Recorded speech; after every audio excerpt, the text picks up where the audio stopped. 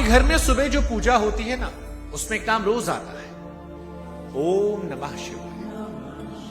जब भी आप भोलेनाथ का ध्यान करते हैं, आंख बंद करके सिर्फ एक तस्वीर बनती है, बर्फ से ढका एक पहाड़, ऊपर बैठे साक्षात महादेव। वो पहाड़ कोई कल्पना नहीं है, वो वाकई में है, तिब्बत में है, यहां से कुछ ही 100 किलोमीटर की दूरी पर। लेकिन अब जो बात मैं आपको बताने जा रहा हूं, बात आपको हैरान कर देगी, क्योंकि इंसान ने चांद पर झंडा गाड़ा, समुद्र की छाती चीरकर सुरंगें निकाल दी, एवरेस्ट जैसी दुनिया के सबसे ऊंचे पहाड़ को सीढ़ी बना डाला। पैसा दो, कंपनी ऊपर पहुंचा देगी, ऊपर तो दर्शन जैसी लाइन भी लग जाती है, लेकिन आपके भोलेनाथ के इस घर पर आज तक इंसान नहीं चढ़ पाया। और ये बात आपको हैरान करेगी, लेकिन सच यही है, इंसान नहीं चढ़ पाया। और उससे ज्यादा हैरान क्या करेगा, ये वो पहाड़ है जो माउंट एवरेस्ट से 2000 मीटर छोटा है। और ऐसा नहीं, कोशिश नहीं हुई। 100 साल पहले 2 अंग्रेज चढ़ने का पूरा रास्ता खोज कर बैठे थे, लेकिन फिर कुछ ऐसा हुआ कि खाली हाथ लौटे। इस इत्तेफाक कहेंगे या इशारा? दुनिया का सबसे बड़ा पर्वतारोही भी यहां है, वो आदमी जिसके आगे हर चोटी ने घुटने टेके। चाइना की सरकार उसके पास खुद आकर बोली कि जाओ चढ़ो, इतिहास बना लो, और उस आदमी ने हाथ जोड़ दिए, मना कर दिया। जाते जाते उसने जो कहा वो एक बात नहीं है, वो इस पूरे वीडियो की जान है, और वो बात मैं बताऊंगा आपको। अब आप सोच कर देखिए कि छोटा पहाड़, रास्ता भी मालूम है, इजाजत भी है, लेकिन फिर भी कोई रोक रहा है। और इस कहानी का सबसे डरावना हिस्सा जानते क्या है? एक रूसी डॉक्टर ने पूरी दुनिया को बताया कि कैलाश के पास समय बदल जाता है, 12-13 घंटे में नाखून बड़े होते हैं। कुछ पर्वतारोही तो यहां गए थे जो 1.5 साल के अंदर बूढ़े होकर मर गए। वो जवान गए थे, लेकिन लाशें जब उठाई गई तो वो बूढ़े हो गए। वो हैरान थे, दुनिया हैरान थी। उन्होंने कहा पहाड़ अंदर से खोखला है, भीतर हजारों साल पुराने लोग समाधि में बैठे हैं, सांस रोके, आंखें बंद की। ये कहानियां आज करोड़ों लोग सच मानते हैं, पर कितनी सच? क्या सच कुछ और है जो इन कहानियों से बड़ा है? आज सब तौलेंगे एक साथ आपके साथ, एक एक करके। नमस्कार, मैं हूं शुभांकर मिश्रा, और आज के वीडियो में हम 4 चीज जानेंगे। सबसे पहले, कैलाश पर्वत पहाड़ में ऐसा क्या है कि 4 धर्म इसके आगे माथा टेकते हैं। फिर उन कहानियों की जिक्र करेंगे जिन्होंने चढ़ने की हिम्मत की, उनके साथ क्या हुआ। फिर वो किस्सा कि दुनिया के सबसे बड़े पर्वतारोही ने इजाजत मिलने के बाद भी हाथ पांव क्यों जोड़ दिए, और आखिर में उस रूसी डॉक्टर का पूरा कच्चा चिट्ठा। शुरुआत करते हैं, लेकिन शुरुआत करने से पहले एक गुजारिश आपसे कि हमारे चैनल से जुड़िएगा, बड़ी संख्या में सब्सक्राइब कीजिएगा, और संभव हो तो हमारे व्हाट्सएप चैनल से भी जुड़िएगा, ताकि हमारा आपका रिश्ता मजबूत हो। मेरे व्हाट्सएप पर्सनल का लिंक मैंने आपको कमेंट सेक्शन में दे रखा है, डिस्क्रिप्शन में दे रखा है।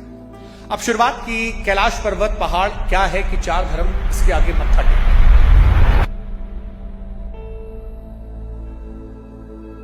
तो रहस्य समझने से पहले आप इस पहाड़ को समझिए। कैलाश तिब्बत में है, जो आज चाइना के कब्जे में है। ऊंचाई है 6638 मीटर, यानी एवरेस्ट तो छोड़िए, अपने अगल बगल के पहाड़ों से भी छोटा। कद में छोटा, लेकिन रुतबे में सबसे बड़ा।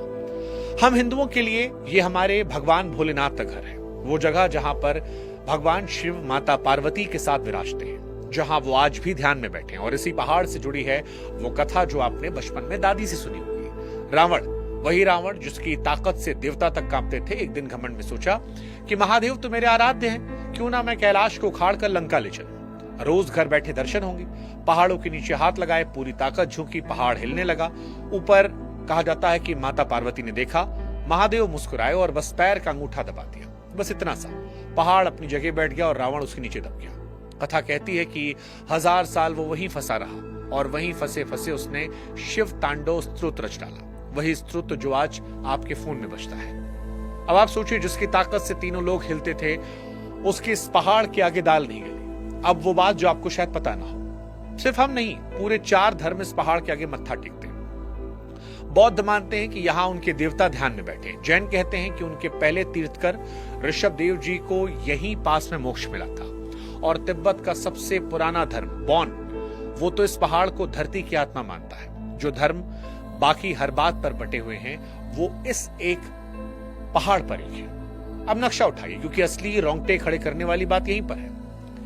इस कैलाश पर्वत के इलाके से 4 महानदियां निकलती हैं, सिंधु, सतलुज, ब्रह्मपुत्र और करनाली, जो आगे चलकर गंगा जी से मिल जाती है। 4 नदियां 4 दिशाओं से और इनके पानी से 100 करोड़ ज्यादा लोगों के खेत और चूल्हे जलते हैं। यानी आज आपकी थाली में जो रोटी आती है उसका रिश्ता कहीं ना कहीं इस पहाड़ से जुड़ा है। और नीचे तलहटी में 2 झीलें आमने सामने बैठी हैं, एक मानसरोवर, पानी ऐसा मीठा कि साफ पिया जा सकता है, अंदर मछलियां तैरती हैं, और ठीक बगल में राक्षस ताल, पानी इतना खारा कि उसमें घास तक नहीं होती। मछली की तो बात ही छोड़ दीजिए। मान्यता है किसी राक्षस ताल के किनारे रावण ने तपस्या की थी, एक ही आंगन में अमृत भी और उसकी परछाई भी। अब आप खुद सोचिए, ऐसी जगह पर चढ़ने की हिम्मत आखिर किसने किसने की और फिर क्या हुआ? क्योंकि जिन्होंने चढ़ने की हिम्मत की उनके साथ भी घटनाएं हुई।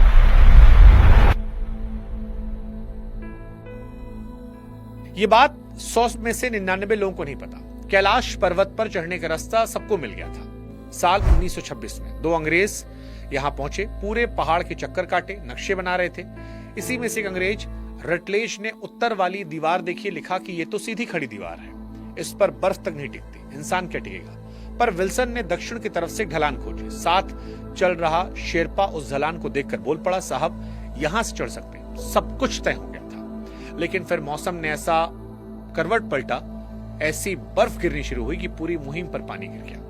दोनों खाली हाथ लौट आए। रास्ता मिला हुआ था और आज तक पूरे 100 साल में उस रास्ते पर कोई नहीं है। अब आप इसे इत्तेफाक कहें या इशारा। अब आगे चलते हैं 10 साल बाद। साल 1936 ऑस्ट्रिया से एक खोजी आया, हर्बर्ट। उसने वहां के स्थानीय बुजुर्ग से सीधा सवाल पूछा, क्या इस पहाड़ पर चढ़ा जा सकता है? जो जवाब मिला वो टिकी ने अपनी किताब में दर्ज किया, क्योंकि ऐसा जवाब उसने जिंदगी में नहीं सुना था। बुजुर्ग बोला, कैलाश पर वही चढ़ सकता है जिसने जिंदगी में एक भी पाप ना किया हो। जो ऐसा होगा उसे चढ़ना पड़ेगा ही नहीं, वो पक्षी बनकर उड़ेगा और सीधी चोटी पर उतरेगा। अब आप समझ गए, मामला रस्सी जूते का है ही नहीं, मामला पुण्य का है। और बौद्धों में एक ही नाम मिलता है जिसके चोटी छूने की कथा है, मिलारेपा। 11वीं सदी के संत कहते हैं बौद्ध धर्म के एक साधक से उनकी शर्त लग गई, जो पहले चोटी पर पहुंचेगा पहाड़ उसका। सुबह शर्त हुई और वो साधक अपने जादुई डमरू पर बैठकर हवा में चले गए, ऊपर और ऊपर। चोटी बस छूने वाले थे और मिलारेपा वो नीचे बैठे रहे, आंखें बंद करके ध्यान में।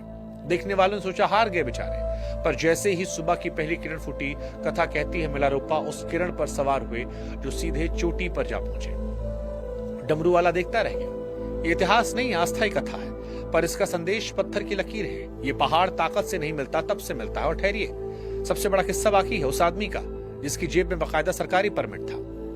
दुनिया का सबसे बड़ा पर्वतारोही, नाम राइनहोल्ड मेस्नर, इटली का पहाड़ी शेर। यह दुनिया का पहला आदमी था जो बिना ऑक्सीजन के डिब्बे के एवरेस्ट पर चढ़ गया था। अकेला चढ़ा था। उस जमाने में डॉक्टर कहते थे कि बिना ऑक्सीजन के वहां आदमी का दिमाग काम करना बंद कर देगा, मर जाएगा, लेकिन इसने करके दिखाया। और दुनिया में 8000 मीटर से जितने ऊंचे पहाड़ हैं, पूरे 14 दिन इस आदमी ने सब चढ़ डाले। ऐसा करने वाला धरती का पहला इंसान, यानी पहाड़ों की दुनिया में यह आदमी अंगद का पैर था, जहां जमा वहां से हिला नहीं पाया। फिर 1980 के दशक में चाइना की सरकार खुद चलकर इसके पास आई, बोली एक पहाड़ बचा है जिस पर कोई नहीं चढ़ा, कैलाश जाओ, चढ़ो, इतिहास बनाओ, इजाजत हम दे रहे हैं, इज्जत तुम्हारी बढ़ेगी।